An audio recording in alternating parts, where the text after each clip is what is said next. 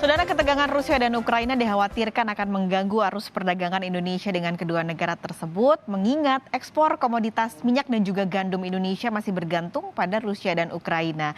Kita bahas pagi ini bersama Kepala Ekonom Bahana Sekuritas Satria Sambiantoro. Halo Satria, selamat pagi. Selamat pagi, Riri. Oke, ini paling cepat dampak yang konkret yang kemungkinan terdampak untuk Indonesia dari konflik ini apa, Satria? Ya, seperti yang tadi Riri sudah sebutkan, bahwa Rusia dan Ukraina itu adalah produsen minyak, gas, dan gandum yang paling besar, salah satu yang besar lah di dunia ini. Jadi dampak yang paling immediate, yang paling cepat itu ada kenaikan harga komoditas tersebut.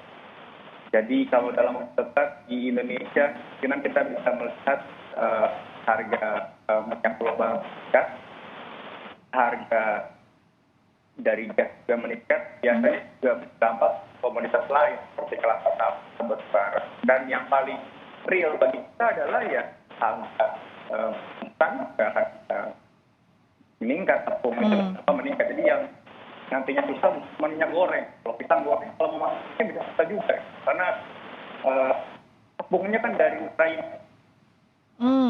Nah, ini sekarang kita bicara soal minyak dunia. Kemarin sempat nyentuhnya udah $100 Amerika Serikat per barel. Pertanyaannya untuk di Indonesia, apakah harga bensin non subsidi ini harus segera disesuaikan karena meningkatnya lumayan besar gitu? Iya, dilihat dari berbagai aspek. Jadi ada dua poin yang mau highlight. Subsidi BBM tahun ini hanya 20 triliun, kurang dari 10 triliun. Tahun 2013, 2014, kira-kira kita naikkan subsidinya 200 hingga 300 triliun. Itu subsidi BBM. Jadi subsidi BBM itu sangat kecil lah tahun ini. Jadi kalau saya rasa pertama itu masih punya ruang mempertahankan harga BBM, harga yang atas. Lagi dalam 2-3 tahun terakhir, Pertamina sudah menjual pertama Pertalite karena kalau sekarang minyak tas 2-3 tahun lalu kira 45. Dan yang kedua, itu perlu dilihat juga bahwa naik harga minyak tahun ini dan tahun lalu itu juga diikuti oleh kenaikan harga kelapa sawit dan batu bara itu cukup besar. Kalau tadi bilang harga minyak 100, harga kelapa sawit sudah Rp6.400 sekarang. 5 tahun lalu itu cuma 2.000, jadi naik itu 3 kali lipat. Harga batu bara sekarang $250 per metrik ton, $250. 2-3 tahun lalu ya 70. Oke, Satria, ini karena audionya agak sedikit terkendala, apakah mungkin bisa dinyalakan kembali mic di Zoom-nya? Baik. Oke, nah tapi kita bicara juga tadi Satria sempat menyentil soal CPO nih, soal sawit yang harganya juga semakin lama semakin naik saat ini. Kalau melihat angkanya, ekspor CPO ke Ukraina dan Rusia di Indonesia ini mencapai sekitar 3% dari total keseluruhannya. Itu akan berpengaruh nggak kira-kira kalau nih sawit atau ekspor sawit kita terhadap Rusia dan Ukraina? Mengingat juga sebenarnya CPO saat ini sedang diperebutkan negara lain. Iya, kalau dari sisi kelapa sawit atau CPO, itu sebenarnya ekspor kita ke Rusia dan Ukraina walaupun besar itu relatif tidak sizable. Gitu. Kita mengekspor sekitar 2 hingga 3 miliar, itu hanya 1/10 dari total ekspor CPO kita yang 30 miliar. Apakah suara saya bisa terdengar? Iya. Silakan Satria, dilanjutkan. Iya.